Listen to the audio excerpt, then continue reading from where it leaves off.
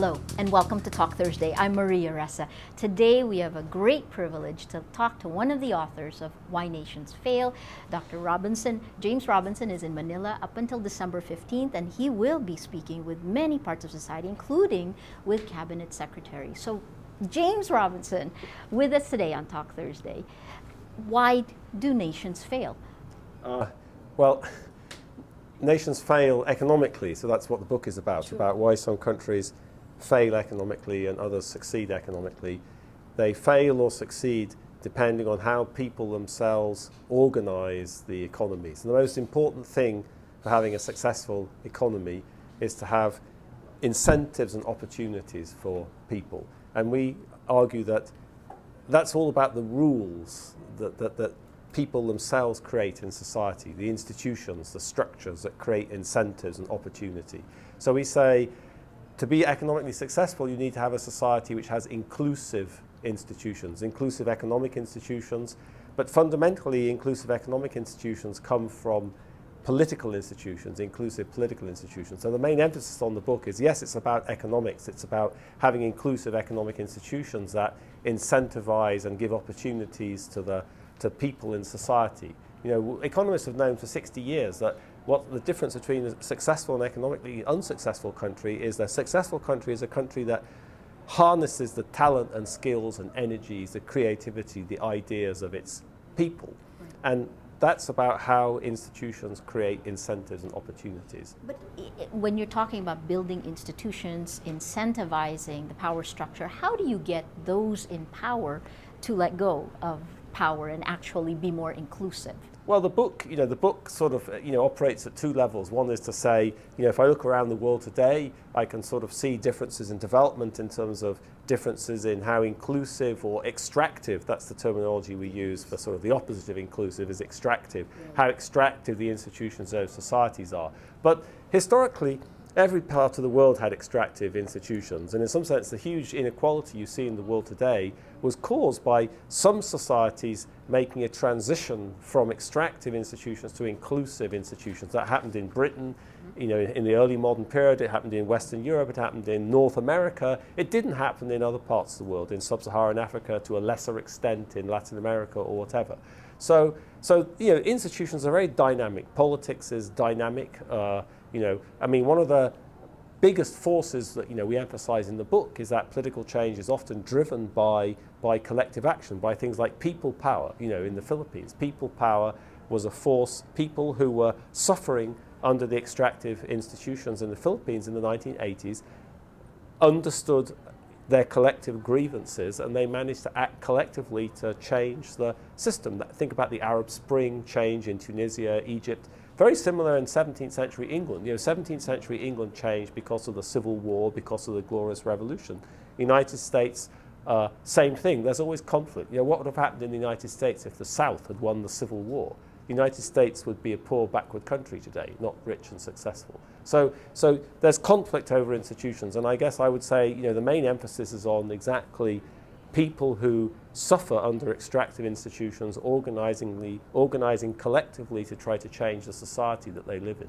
It's fantastic when you talk about extractive, because that means many things to us here in the Philippines. But you mentioned the United States. In the United States, during the age of industrialization, where we had similar traits as the Philippines, we had robber barons in the United States, we had Tammany Hall, corruption in government. Yes. These are things that actually still exist for us here. Yes. What steps did the United States take that moved it? And what common steps did you see in these countries you studied that moved it from that time of robber barons and endemic corruption and power abusing, extracting for themselves, to a place where institutions actually are able to distribute it over wider groups of the population? Yeah, that's a great example. The robber barons is very interesting. We sort of use that to say, yes, even a well-functioning system, there's always, pockets of extractive institutions. In the 19th century, the second half of the 19th century, when the US started industrializing, growing very fast, these huge fortunes were created. Rockefeller, Vanderbilt, Mellon, Carnegie, they captured the Senate most famously. So they captured the Senate. They created these trusts, monopolies. I hear you have some of those in the Philippines. Yes. What was the reaction of society? The reaction of society was to organize the populist movement, the progressive movement. They mobilized outside the system. They didn't have a kind of enduring political legacy but in themselves, but they forced the mainstream political parties to take on their issues. And that led to reforms. It led to reforms in political institutions, most notably the direct election of the Senate. So the Senate was indirectly appointed, and they moved to a direct election after that. There were lots of ideas about trying to restrict the use of money in politics, for example, just try to reduce the control of, and that manifested itself in the economic sphere, so trust busting. So the origin of antitrust laws in the United States is specifically the attack on the robber barons in this Gilded Age. So they went for the basis of these people's power. So they tried to change political institutions to restrict their influence, but it was a very multi-pronged attack. So they also, Rockefeller was probably the richest man in the world at that time. According to some people, he was the world's first billionaire, and they broke up Standard Oil. They broke up his monopoly, his trust, right. And that's very interesting, But simultaneously also, and again, I don't know whether I'm compressing this, but you also had the mafias.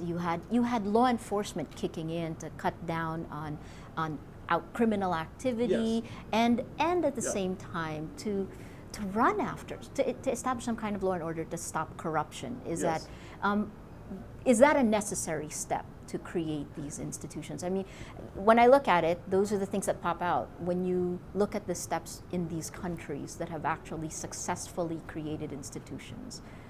Yeah, I mean, the successful, there's many dimensions of institutions. Yes, you're at the same time they were getting trusts under control or trying to remove the control of moneyed interests over the Senate.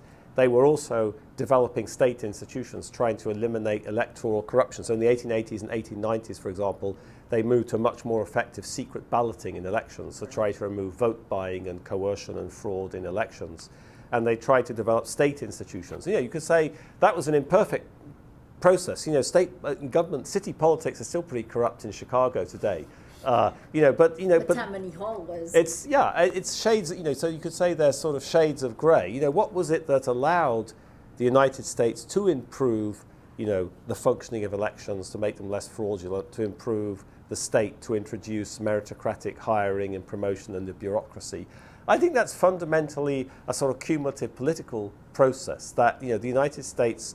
What allowed the progressives and the populists to get the robber barons under control was that the US electoral system was sufficiently democratic and people could recognize their collective interest. The media played an incredibly important role, the muckrakers. You read about Standard Oil, you have to read Ira Tarbell's famous book about the history of Standard Oil. The media played an incredibly important role in mobilizing people's, sort of articulating for people what was the problem with the system and what had to be changed in the system.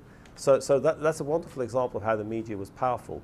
And that's the same thing about Tammany Hall and these political machines. People like selling their vote, or people like patronage, and unless they see that this is something which is very corrosive to their collective interests. But they have to be able to kind of identify those collective interests and act on them. And de Tocqueville, in his famous book Democracy in America, pointed out that, well, that's really about the way American society is, the very high amount of social capital and the way that people sort of cooperate and trust each other. And a greater feeling of empowerment. Yeah, so you could say that was facilitated by sort of what de Tocqueville had noticed, in the 1840s that there was this ability of people in the United States to cooperate, yeah.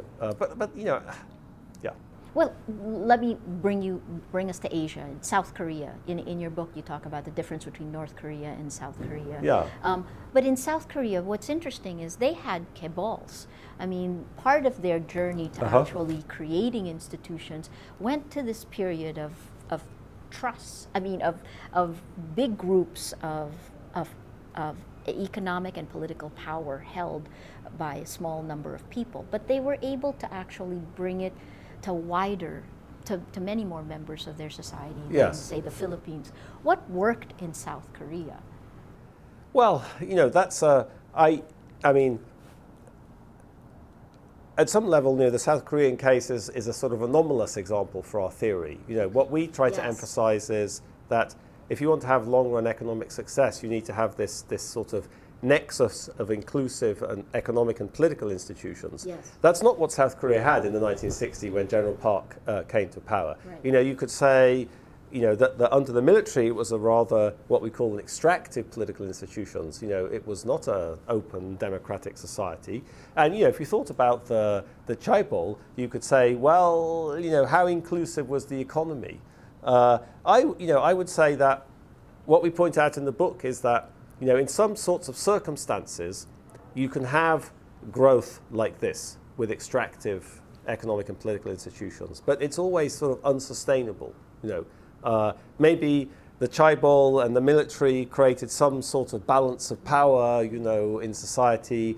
It created some, there's also, this industrialization in Korea took place in a very unique kind of world historical moment. The conflict with North Korea, the desire to build an armaments industry, to stay autonomous and independent, which are not kind of forces that generally impact society's choices of policies. But be that as it may, I would say, the crucial thing to sort of understand about this experience is that none of it would have been sustainable without the transition to a much more inclusive society that took place, after President Park was killed and in the 1980s, and the, getting rid of the military from politics and opening up the political system and the economy. So and that was coincided with weakening of the, military or weakening of the chaebol and other things. So I would, I would say, in the book we kind of say this very rapid growth experience in South Korea, that we call this growth under extractive institutions, and we look at many experiences of this historically, and we sort of point out that this is not, this is not a sustainable way to have a prosperous society. I'd also say, if you're thinking about the Philippines and the relevance of that path for the Philippines, this is also not a path that's feasible in many other countries. I mean, why was this path feasible in South Korea? Well, one of the reasons was because of the nature of the state. That President Park was able to implement these policies, these incentives for export and stuff like that. He was able to discipline the chaebol because he inherited a very efficient bureaucratic state. Because the state had a very different history than the Philippines state. So that's important, for understanding what sort of options are available. So yeah. No, I was just so there's some basic principles you could say about the South Korean model which are relevant for the Philippines in terms of open economy or exporting or structural change in the economy. But I think the actual way they did it is not very relevant for understanding what the development opportunities are for the Philippines. The really important thing is how to get from where you are to an inclusive society. Absolutely. And the best way to do that and the politically feasible way to do that is going to depend a lot on these different circumstances.